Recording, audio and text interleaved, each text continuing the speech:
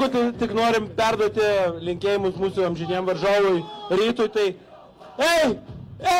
sveikinam Rytą! Saulėkis būčios šekokių!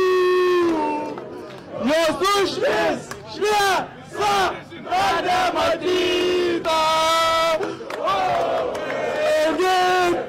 Ryto aš nekenčiu! O dabar Lukas pašnekės. Švietimas šitas Ryžikas parsiduotų kaip kekšė bet kuriam Rusijos klubui arba net Rytui Gražuolis koks. Nu, Rytui nemanau, kad parsiduočiau. Rytui būti principinės pačiam, kažkaip norisi labiau pasitengti per jas.